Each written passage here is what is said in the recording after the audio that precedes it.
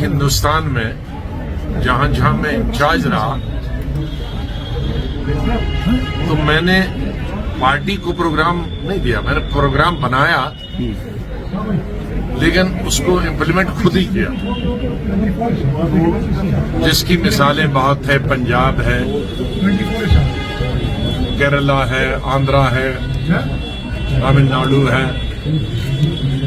کرناٹکا ہے۔ تو میں سب لیڈرز کو ایک بس میں بھر دیتا تھا، جتنے بھی لیڈرز، اور خود ڈرائیور کے ساتھ جو سیٹ ہوتی اس میں بیٹھتا تھا اور ایک سال ڈیڑھ سال دورے کرتا تھا گاؤں گاؤں۔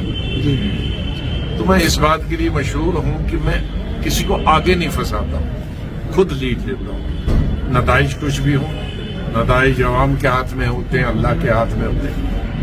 اسی طرح سے اگر میں یہاں ساتھیوں کو کہا تم الیکشن لڑو، تم الیکشن لڑو، تو وہ کہیں گے کہ خود تو یہاں بیٹھے ہیں، خود الیکشن نہیں لڑتے۔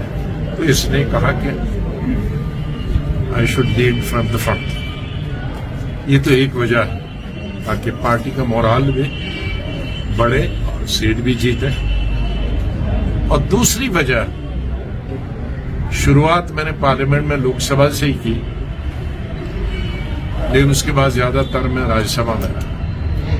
تو راجیہ سبھا میں نہ صرف جموں کشمیر کے لوگوں کو معلوم ہے بلکہ پورے ہندوستان کے لوگوں کو معلوم ہے کہ راجیہ سبھا کوئی بھی دور آیا میں نے کوئی کسر نہیں رکھی ہے ہندوستان کے عوام کے لیے یا ریاستی عوام کے لیے لڑائی لڑنے میں، وہ ہماری اپنی گورنمنٹ ہو یا بی جے پی کی گورنمنٹ۔ میں سوچتا ہوں ایک لڑائی لوک سبھا میں لڑنے کی ضرورت ہے۔ اس کی مثال میں دیتا ہوں، تازہ ترین، ابھی 4-5 سال ہی ہوئے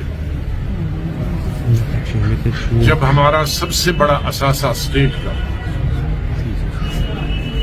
اسٹیٹ ہوڈ 370 35A یہ اچانک آنن فانن میں ہم سے چھینے گئے، اور یہ ایسا ہے جیسے کوئی بجلی گرتی ہے اچانک برسات، اس طرح سے یہ بجلی، سیاسی بجلی، اس مایوسی کے عالم میں مجھے وہ بل بھی نہیں پڑا تھا اور میں 4 گھنٹے نیچے زمین پہ بیٹھا، شاید میں زندگی میں 4 گھنٹے پہلی دفعہ، اور شاید پارلیمنٹ کی تاریخ میں بھی کوئی لیڈر اپوزیشن یا عام ایم پی بھی 4 گھنٹے زمین پہ دھرنے پہ بیٹھا۔ اور اس کے ساتھ ہی ایک میرا باہر نکلا واش روم جانے کا، اس نے کہا آپ پر تو یہ ٹیلی ویژن دکھاتا ہی نہیں، کسی کو پتہ ہی نہیں آپ دھرنے پہ۔ تو پھر جا کے میں اپنی سیٹ سے میں نے کہا کہ میں بولوں گا، چیئرمین نے اجازت دی۔ وہ آپ تقریریں ریاست کے سب لوگوں نے سنی، اور اس کے بعد لوگوں نے ایک ہی تقریر سنی ہے، تقریباً میں نے 6-7 تقریریں، کیونکہ وہ قانون بعد میں ایک ایک کرتے آئے، وہ تو انٹروڈکشن کرتے کی بل جب پاس ہوا تو میں نے بہت ساری تقریریں کی، اور فاروق صاحب نے میری ایک تقریر کا بھی ایک پبلک میٹنگ میں ذکر بھی کیا تھا، کس طرح سے میں نے دوسری اسٹیٹوں کے مقابلے میں کہا کہ ہم نے کتنی ترقی کی ہے 370 میں، یہ کہنا غلط ہوگا کہ ہم نے ترقی نہیں کی۔ تو میں سوچتا ہوں کہ ابھی یہ لڑائی ابھی لاجیکل کنکلوژن پہ نہیں پہنچی۔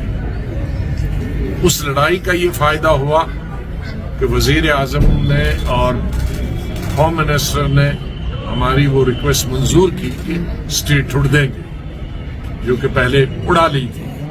اس لڑائی جو جدوجہد ہم نے 1 مہینہ کی، اسٹیٹ ہوڈ مانا، لیکن آج کل جو چمن گوئیاں ہو رہی ہیں کہ اسٹیٹ ہوڈ دیں گے لیکن وہ دلی جیسی اسٹیٹ ہوڈ ہوگی، پانڈیچیری جیسی اسٹیٹ ہوڈ،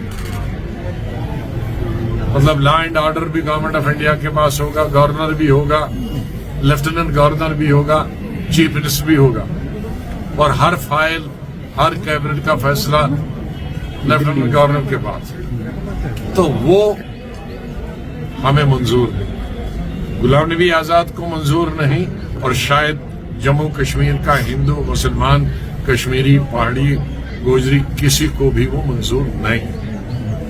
ہم وہی ریاست چاہتے ہیں جو زمانوں سے چلتی آ رہی ہے، مغلوں کے زمانے سے بھی چلتی، سکھوں کے راج میں بھی چلتی رہی، مہاراجا کے راج میں بھی چلتی رہی، چاہے طاقت مہاراجا کے پاس رہی ہو، لیکن اسٹیٹ ہوڈ تھی ہماری، اس اسٹیٹ ہوڈ کی۔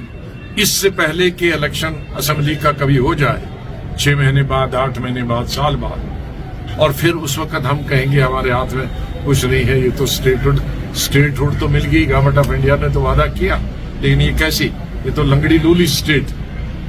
اس کے لیے میں پارلیمنٹ میں اپنی پوری طاقت، اپنی پوری زبان، اپنے پورے انفلوئنس کا استعمال کرنا چاہتا ہوں کہ ہمیں اسٹیٹ ہوڈ ملے، اس اسٹیٹ ہوڈ سے جو اس سے کنیکٹڈ چیزیں ہم سے چھینی گئی ہیں وہ بھی آئیں گی، جیسے 35A اس سے کنیکٹڈ ہے، تو 35A میں جب تک تھا 35A تو باہر والا زمین نہیں خرید سکتا، باہر والا نوکری نہیں کر سکتا، کیونکہ ہماری نوکریاں محدود ہیں۔ وہ بھی آج باہر سے آ جائیں گے تو ہمارے بچے ویسے ہی لاکھوں میں، ہماری لڑکیاں، ہمارے لڑکے بیکار ہیں، بے روزگار ہیں۔ اگر اس میں بھی ہمیں 150 کروڑ لوگوں کے بیچ میں چھوڑا جائے، سمندر میں چھوڑا جائے، تو ہمارے حصے میں ایک چھوٹی سی مچھلی ہاتھ میں آئے گی۔ مچھلیاں نہیں آتی، نوکریاں ہمارے ہاتھ نہیں آئی۔ ان بچوں کے لیے، ان لڑکے لڑکیوں کے لیے، ان لاکھوں لڑکے لڑکیوں کی اگر زندگی ہم نے بچانی ہے، ان خاندانوں کی زندگی ہم نے بچانی ہے، تو ہم نے امپلائمنٹ صرف جموں کشمیر کے لوگوں تک ہی محدود رہے وہ کرنا۔ ایک پارلیمنٹ نے ختم کیا، لیکن اسٹیٹ گورنمنٹ بھی قانون اسمبلی میں بنا سکتی ہے کہ وہ باہر والا نوکری نہ کرے، باہر والا یہاں زمین نہ کرے۔ تو اسٹیٹ ہوڈ سے ایک تو وہ اسٹیٹ ہوڈ کے فائدے، اور امیجیٹلی اس کا فائدہ ہوگا 35A میں جو پراودھان ہے، جو چیزیں ہیں ہم وہ خود کر پائیں۔ چوتھی بہت امپارٹنٹ جو چیز ہے وہ ہماری بجلی۔ بجلی، جموں کشمیر ایک ایسی اسٹیٹ ہے جس کا دار و مدار صرف برف پر ہے۔ برف گرے گی نومبر دسمبر میں تو پورا سال رہے گی، دریاؤں میں پانی پورا سال رہے گا تو بجلی پیدا ہو۔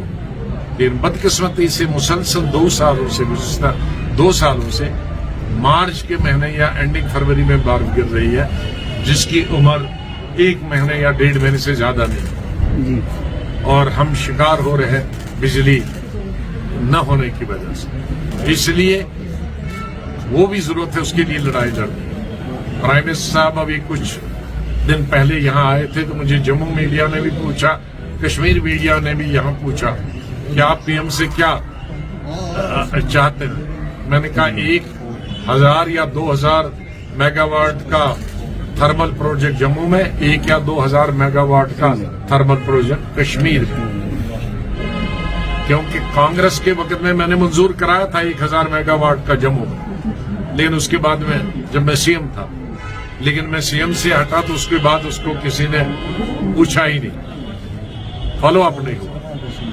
تو وہ ضرورت اگر ہمیں جموں و کشمیر کو اس اندھیرے سے نکالنا اور سردی سے بچنا ہے تو اس کے لیے تھرمل پروجیکٹس کی، پاور پروجیکٹس کی یہاں ضرورت ہے۔ وہ تیسری لڑائی، چوتھی لڑائی مجھے جو پارلیمنٹ میں لڑنا ہے، چاہے وہ منسٹر سے ہو، جناب پرائم منسٹر سے ہو، جو بھی کنسرن لوگ ہیں ان سے کرنے کی ضرورت ہے۔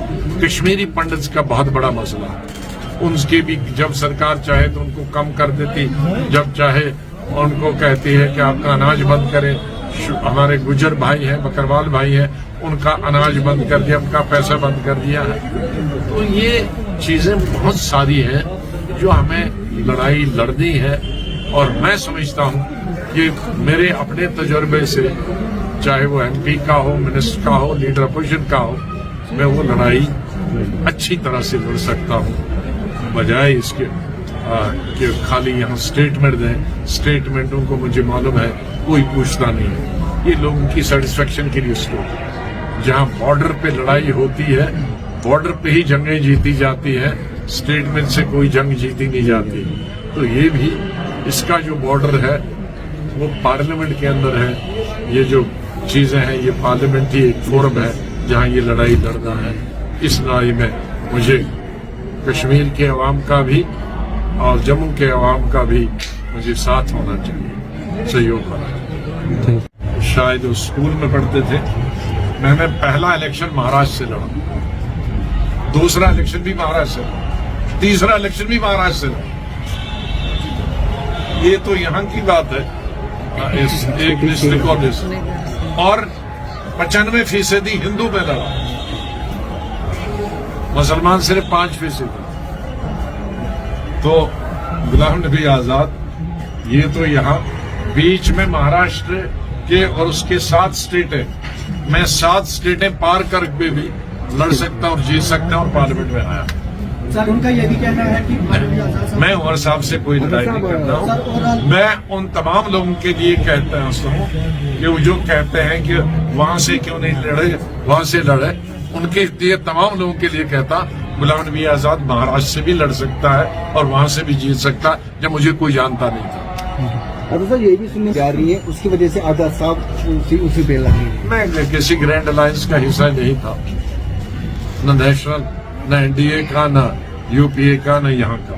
میں ہمیشہ اپنا راستہ خود بناتا ہوں, دریا اپنا راستہ خود بناتا ہوں. سر مخالفین کا کہنا ہے کہ جموں کشمیر میں یہ کیوں پوچھتے کس کا کہنا ہے؟ جس کو کہنا وہ کہنے دو.